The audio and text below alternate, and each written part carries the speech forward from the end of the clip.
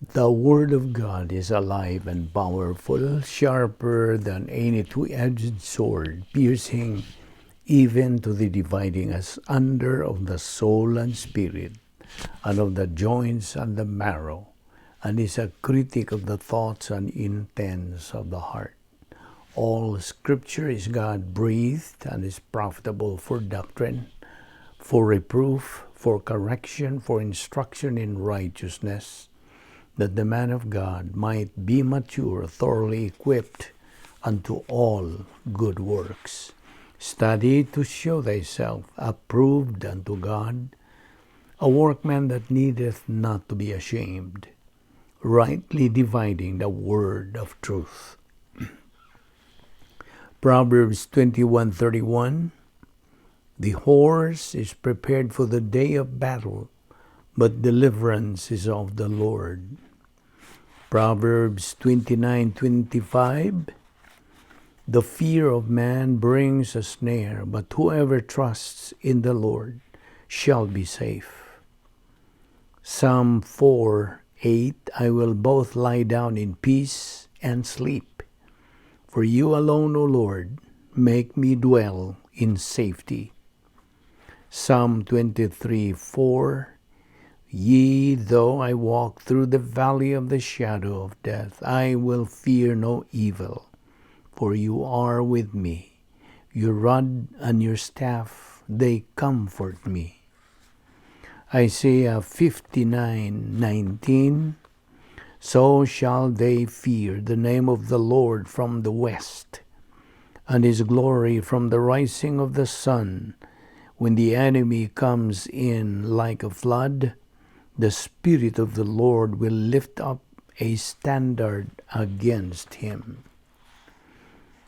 Isaiah 26:3-4.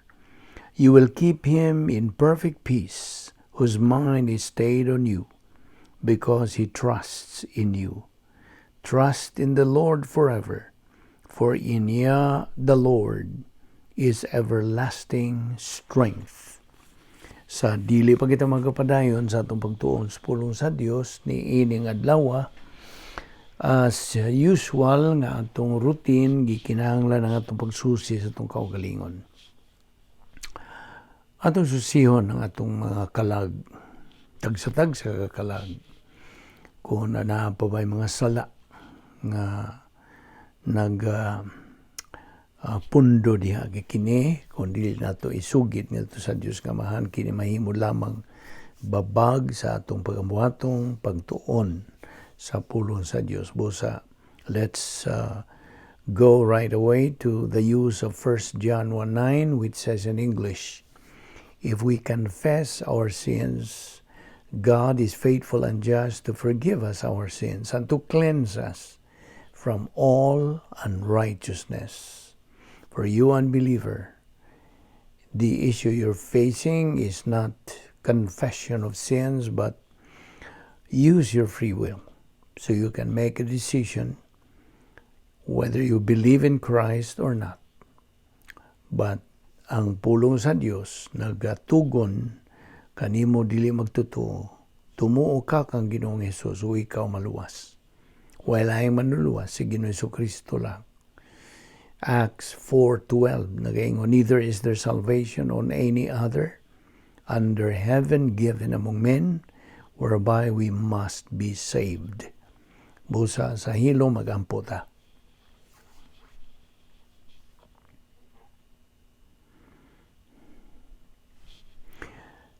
Amahan na mga Diyos, nagapasalamat kami kanimo nining lain sa mga higayon sa among pagpadayon sa pagtuon sa among pulong. Salamat sa among pagdala ka namo dinhi karon aron kami makapadayon sa among tulumanon nga pagpakaon sa among kalag sa imong mga pulong. Kining tanan among gipasalamatan sa ngalan ni Ginoong Jesucristo. Amen. Mayong adlaw sa tanan natong mga subscribers, mga higala, mga isig ka magtutuo, fellow believers, welcome na usab nining atong adlaw-adlaw nga pagtuon sa pulong sa Dios. Niya pa kita magadupot sa atong tun-anan entitled living the dynamic life. Okay? Sa ato nang ginaingon kanimo nga ang mga benefits of salvation we have availed of ug ato nang naangkon kini nga atong gipangisgutan kagahapon nga kita na nga matarong na sa tubangan sa Dios, kita nahimo ng lungsuranon sa langit, nahimo na kitang tagalangit, kita na nga luwas, kita mga Kristohano na, mga magtutuo, o ang atong mga ngan gisuwat na dito sa Lamb's Book of Eternal Life, never to be blotted out. O kita na hiusa na dadugtong na kangadto kang Ginoong Kristo, pinaagi sa pagbautismo kanato sa Espiritu Santo. O kita nahimo ng mga sakop sa harian ng panimalay sa Dios, nahimo na kitang anak sa Dios, o gisuluban na kita sa pagkamatarong sa Dios nga amahan o sa Dios nga anak. So mao kanay gitawag og double portion nga kamatuoran nga atong gibarugan, o gawas pa niya na isipan na kita sa kinabuhing dayon. So mao ni ang pipila ka mga kaayuhan, mga benepisyo nga atong nadawat, umikan lamang sa atong paghimo og desisyon sa tuo kang Ginoong Kristo ingon nga atong manluluwas. Okay, padayon ta sa atong gibiyaan kagahapon, bahin gihapon kini sa atong dynamic life nga atong kinabuhion nga buot sa Dios nga atong kinabuhion. God wish or wills that we live this dynamic life. Kulbahinam kini nga matang sa pagkinabuhi. O gani si Pablo pahimangno kanatong suway ninyo. Amo pa mamukasuway unsa ka mabulokon o pagkakulbahinam nining maong matang sa pagkinabuhi. Samtang niya pa mo dinhi ni ining kalibutan na. Okay? Okay, ingon nga magtutuo as believers nga positibo ngadto sa pagtubo nga espirituhanon, spiritual growth. Giawhag o kahagisugyot diha kanimo nga ikaw mupili na og usa ka pastor magtutudlo nga makahatag og ingnon the best possible instruction alang sa imong pagtubo nga espirituhanon. Abrihing imong Biblia karon diha sa libro sa taga-Efeso. Okay? Ephesians chapter 5 verse 17. Okay? Basahon ako kining binisaya nga hubad niini. Nagaingon kini.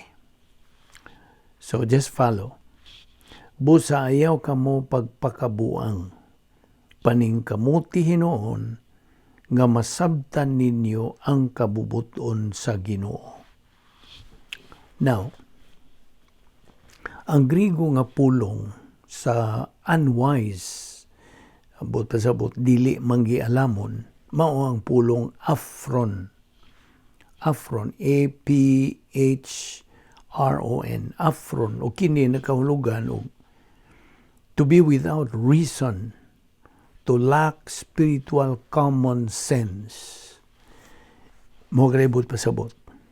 Og usab, ang Griegong pulong sa understand, pagsabot, mao ang pulong suiemi. Suiemi, S-U-I-E-M-I. Suiemi. Og kini nga suiemi nagkahulugan og to bring together all of the pieces of a puzzle. Okay? So, ang pagpahimutang sa mga pisa, putting the pieces sa kinabuhing espirituhanon, putting the pieces sa kinabuhing espirituhanon accurately together, kini usa ka mahinungdanong responsibilidad sa matang magtutuo.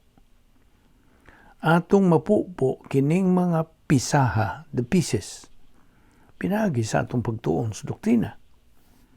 Ato silang mapurma o mahiusa, matapo kini sila sa dihang ato kining gamiton ngadto sa atong kinabuhi.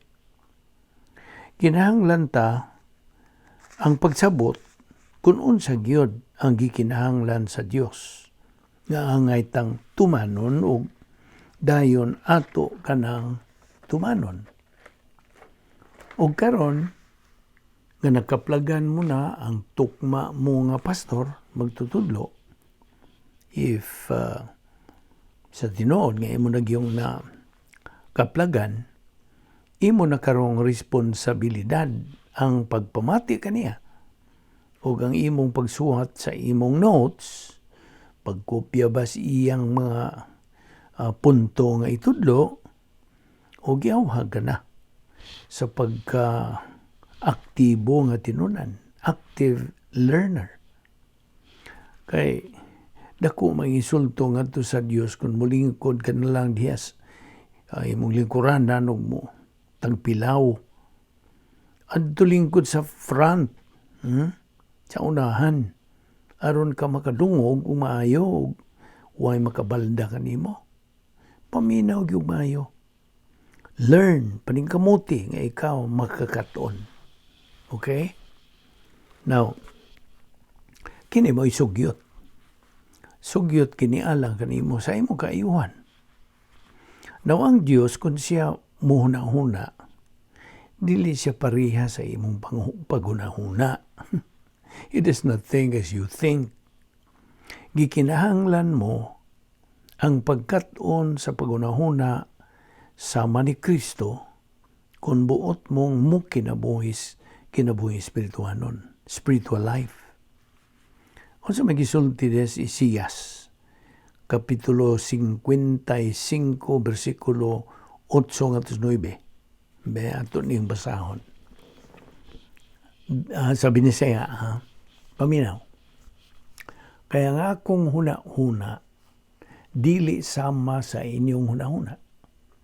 Ug ang akong mga laraw, dili sama sa inyong mga laraw. Nag-ingon ang Ginoo. Kay sama ang kalangitan habog kaysa yuta.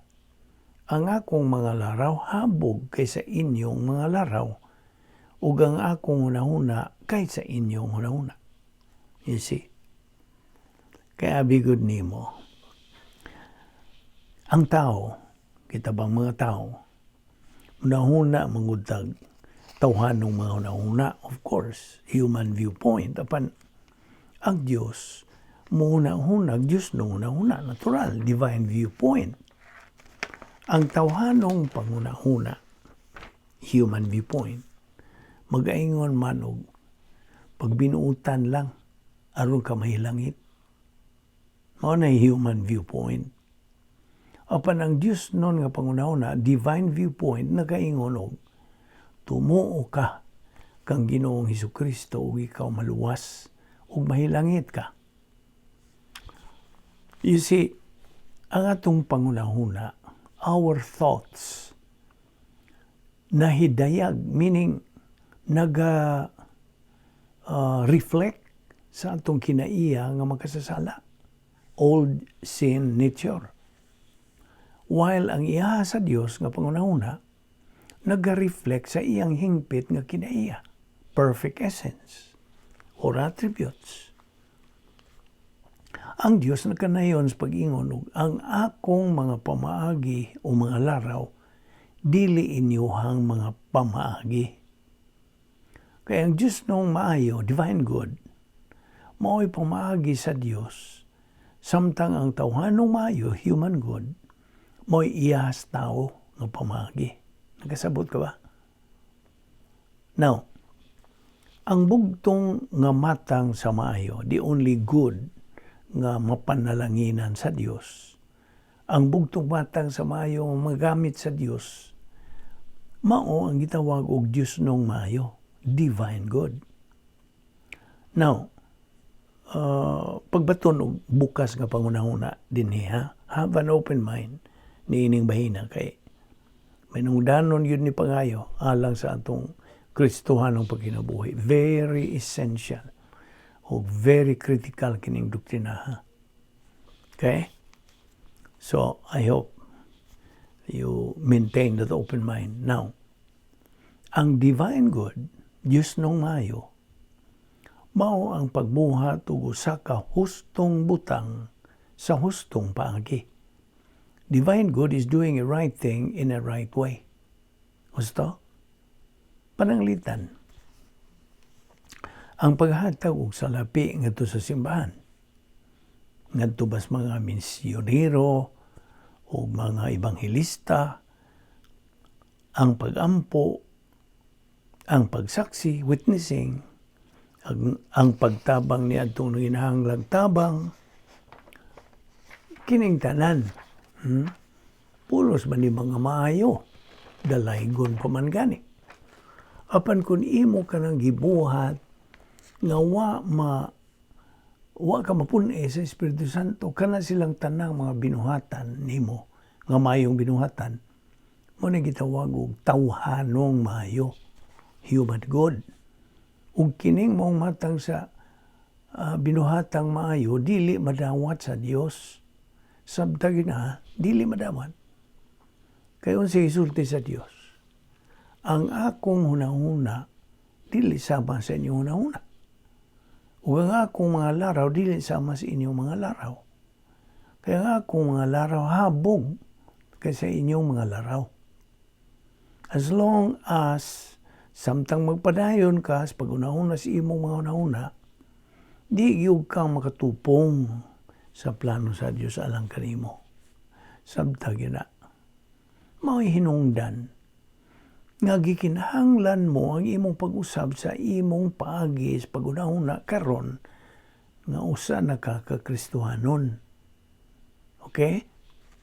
Gikinahanglan nimo ang pagkat-on sa directive will sa Dios sa imong kinabuhi. And you must do it. Kinahanglang imo ka nang tumanon. Now, ang Pilipos 2:5 nagakanayon niini. Angay ninyong batunan ang una-una nga gibatunan ni Kristo Jesus. So, buot sa Dios nga muhuna ka sa ginauna ni Kristo sa iyang pagkatao in His humanity, din ibas kalibutan. And by the way, kana mao ang Biblia, ang huna-huna ni Kristo. Ang mga sulat, epistles, dihas bagong pakigsaan, nagahatag ka nato og usa ka sumbanan, a pattern sa pangunahuna ni Kristo aron imo kining kopyaon o sundon sa imong kinabuhi. Ang gisulti ni 1 Korinto 2:16 mao kini. Suma sa gisulti sa kasulatan, kinsay nahibalo sa una sa Ginoo? Kinsay makatambag kaniya? Apan nabatunan nato ang salabutan ni Kristo.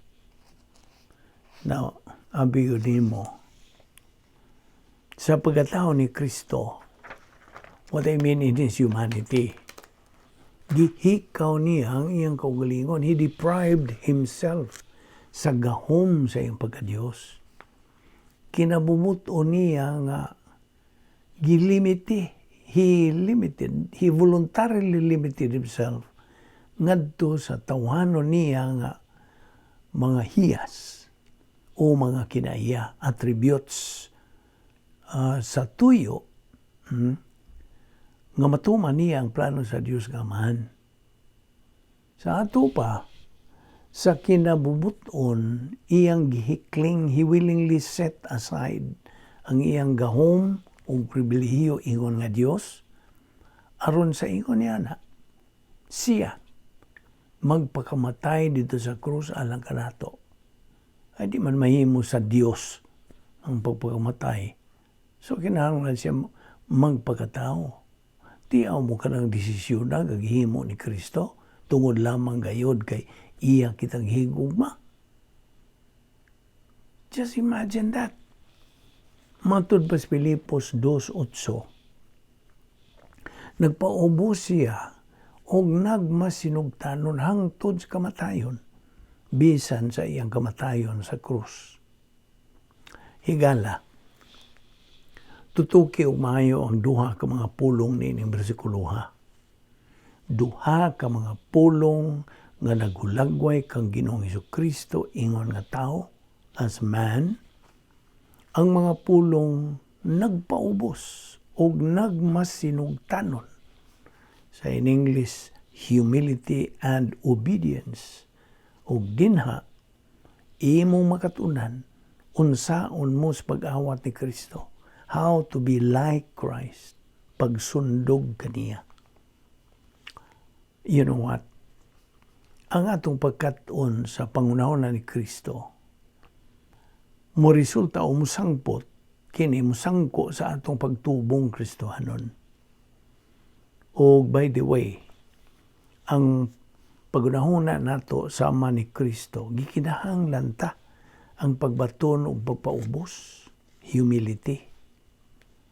Ang mapahiobsanon, humility, usa kini ka pagkamatino, tinahuron og otoridad, respectful to authority, og pagkaway, pagkamapahitason, no arrogance.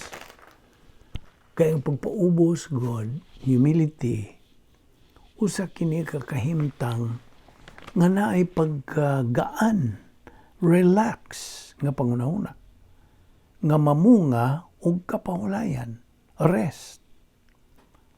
Sa laing bahin, ang pagkamapahitason, arrogance, usa ka pangunahuna nga mamunga og kasamok. Di lang kay kasamok, kaguliyang og pagkadiskuntinto. Ingnon lang nato nas binisaya. Okay?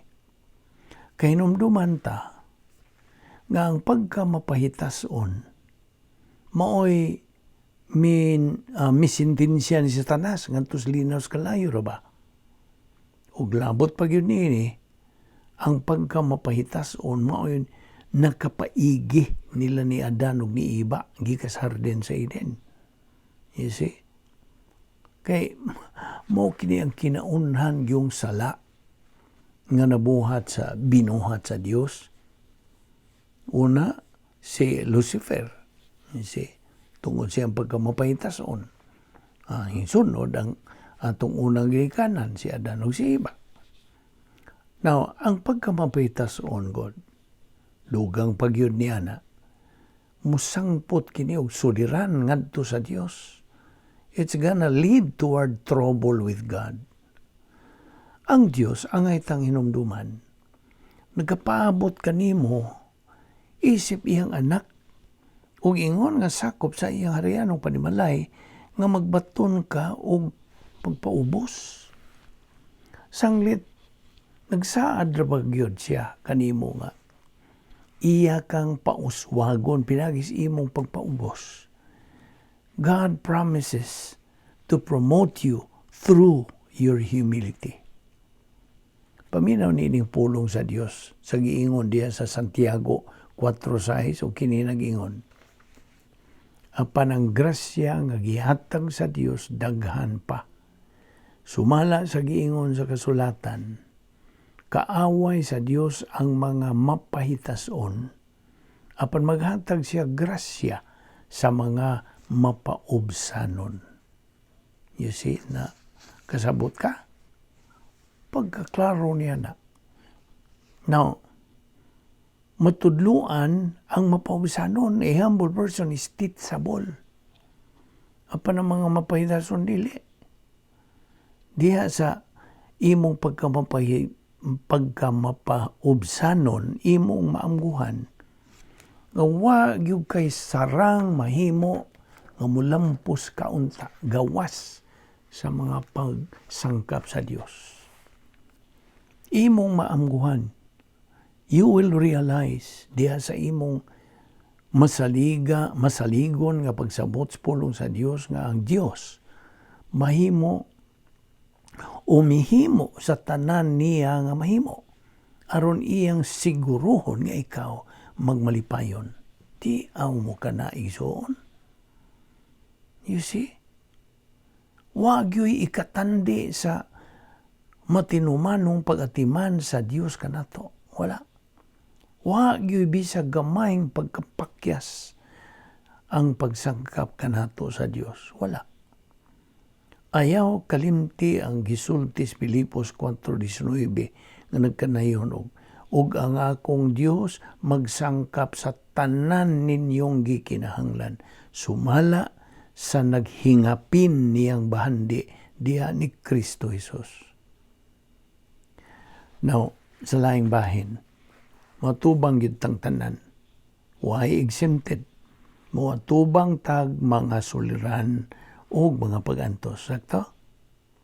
Well, matud pa diya sa Job, Kapitulo 5, versikulo 7. Apan ang tao gihimugso aron magdalag kasamok sa iyang kaugalingon sama sa aligato nga manglupad gikan sa daob. Job 14:1. Ang kinabuhi sa tao mubo ug puno sa kasamok. Yes, it's true. Nga moabot ug mosunod pagyod sa atong kinabuhi ang mga kasamok. Sa giingon diha Job 14:1, mubo ug puno sa kasamok ang atong kinabuhi dinhi sa kalibutan. Apan paminaw, ang Dios adunay giandam alang kanato nga mga paagi sa pagsulbad ug suliran. Problem solving devices. O kining maong mga pamaagi o paagi, gimugna kini sa Dios alang sa pagsulbad sa matag usata kasuliras kinabuhi o mga kasamok. Sa atong pagpaubos, atong nailhan ang pagkahimpit sa Dios. O gato sang nailhan ang atong imperfections, ang atong pagkamapakyason o busa. Di nata magpaluma-luma og suway sa pagsulbad sa atong kaugalingong mga suliran. Di ta pagkasulbad. Inumdong ka sa prinsipyo. Divine solution is the only solution. The only genuine solution. But human solution is no solution. Nakuha ni mo to? Human solution is no solution. Only divine solution is the real, genuine solution. Ug labot pa, di mangyud ta makasulbad sa maong mga suliran. Ug nga ang Dios, di lang kay makasulbad siya niini, siya pag yung mahibahos pag-atiman niini nila singpit. He takes care of them perfectly. Pinagi og katingalahan pag yung mga paagi nga di ni maisip. You cannot realize. Imong gituhuan ang iyang saad nga siya ang magasangkap sa tanan mong mga panginahanglan, sumala sa naghingapin niyang bahandi diha ni Kristo Jesus. Now, sa laing bahin, gubot og puno sa mga kaguliyang ang kinabuhis mga dili Kristohanon. Mga unbelievers. Ang ilang kinabuhi, mo'y gitawag in English og rat race, meaning na kadang pag ginukdanay sa lang pagigbisog sa kinabuhi, sanglit, maningkamot man na sila sa pagtagad sa ubang tao, una pa sila human pag-atiman silang kaugalingon. Hinon, ingon nga magtutuo, lahi ka. Di ka na kinahanglang magkinabuhi nga anaa kanang padayon nga kaguliyang o kagubot. Sa diyang nailhan mo nga ang kaluwasan nga imong naangkon nakapagawas na kanimo gikas merkados mga ulipon sa sala. Slave market of sin. Nahimo mo na ang pag-relax dihas mga pagsangkap sa Dios, pinagi kang Kristo.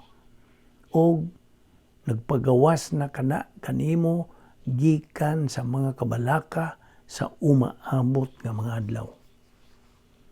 Ang Mateo 6:34 nagakanayon, busa ayaw kabalak-i ang musunod nga adlaw.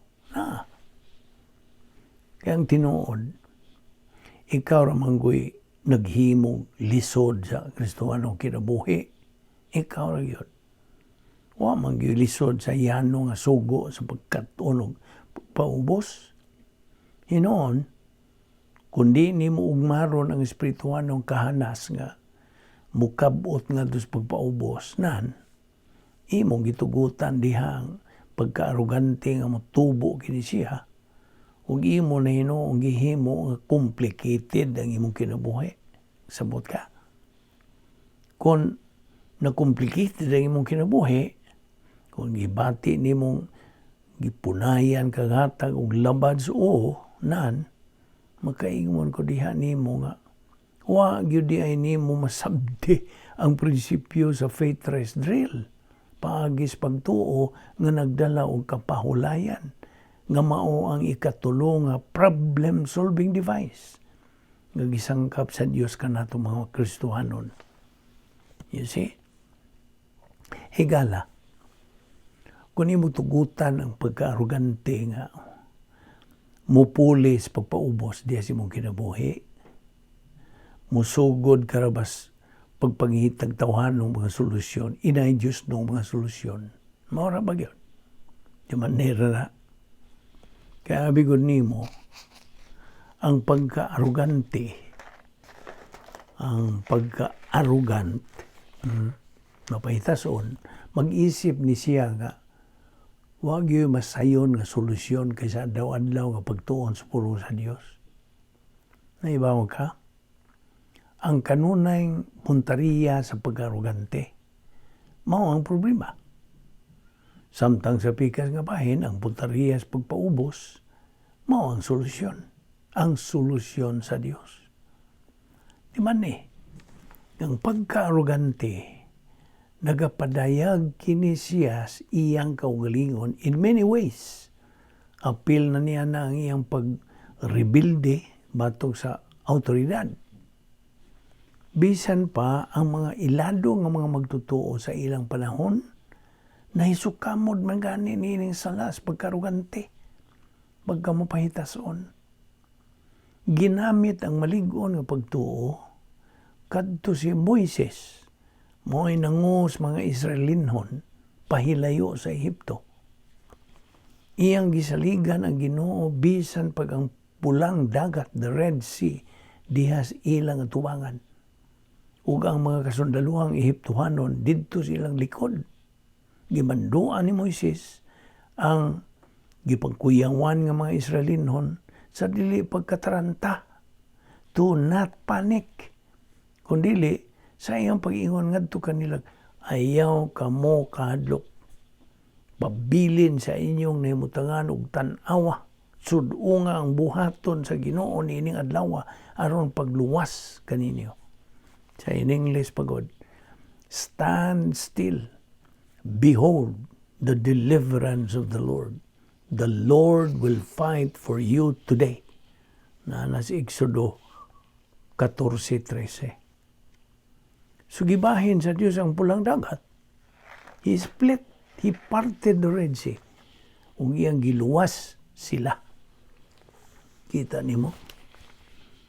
Human mo labay ang kapid-an ka mga tuig dito sa gitawag og Meriba na kini si Moises. Tungod kay giabot siya sa pagkarugante, natanawa.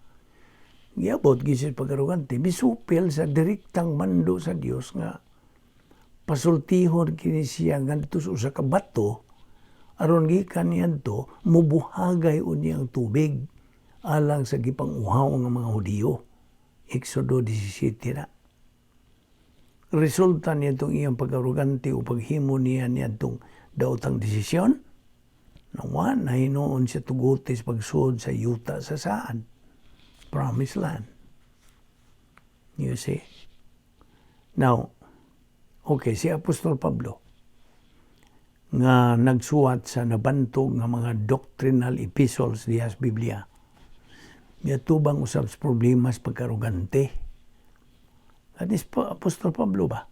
Sa dihang misupak siya sa Dios, sa dili niya pag-adto sa Roma, suma sa gimando kaniya sa Dios, inay nagtuman man siya sa pag-adto sa Jerusalem, nanas mga buhat 18. Tungod niya itong dautan niyang desisyon.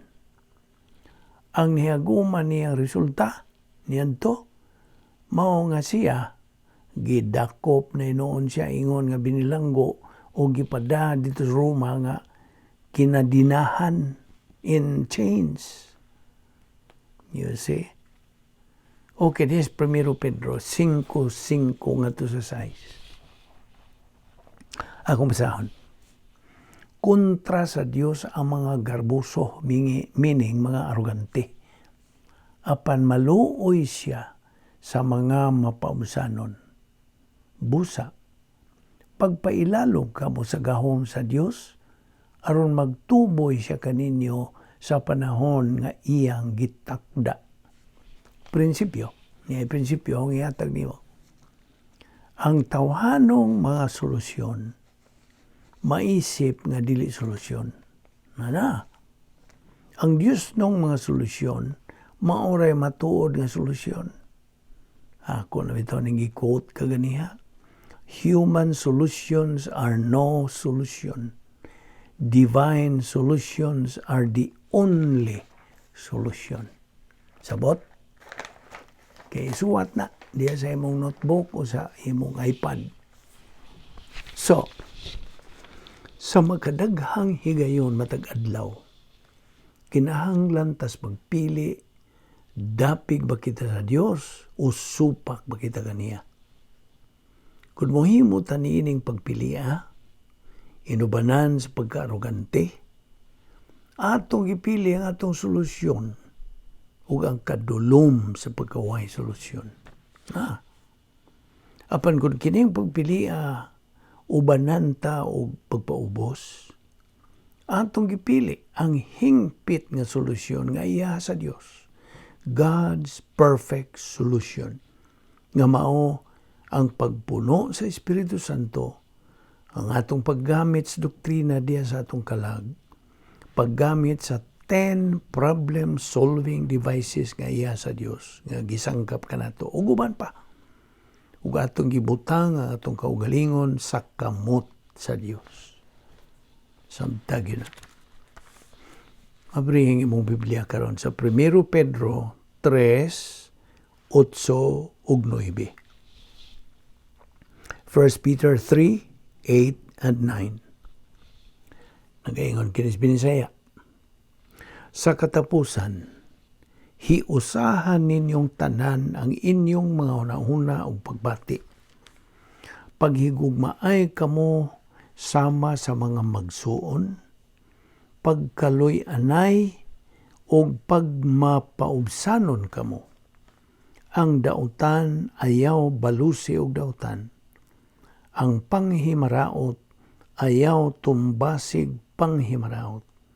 Balusi hinuon kinig panalangin, kay gisaaran man kamo sa Dios, nga iyang panalanginan sa dihang gitawag kamo niya. Now, sa ingon nga, ang Dios nagamando man kanimo sa pagbaton o pagpaubos, usab siya nagamando kanimo nga magmasinugtanon ka sa iyang pulong. 1 Juan 5:3 nagaingon, kay ang ilhanan nga gigugma nato ang Dios mao nga gituman nato ang iyang mga sugo ug dili lisod tumanon ang iyang mga sugo. Na dinhi lang una kita mo hunong karon ug atong ipadayon ni ugma. Ug daghan pa kitag pagatukion bahin ini ug mudagan pa kini pipila ka mga posisyon nato. Okay? So, ayaw kalimot. Pagpag-iuban ka nato, ugma sa atong pagpadayon sa paghisgot bahin ini o kini may kalabutan sa atong uluhan. Living the dynamic life. Magampo ta. Balaan na mga Dios, nagapasalamat kami kanimo niining matamis na usab nga higayon sa pakigambitay namo kanimo og sa imong mga pulong. Salamat sa imong pag-uban kanamo, pagtudlo kanamo, pagpatin-aw sa imong kamaturan. Na kini mudot gayud sa among kalimpatakan ug sa among kalag aron kini maka hatag kanamo og kalig-on sa among pagparog diha sa imong kamaturan ug pinaagi sa paggahom sa Espiritu Santo kanamo.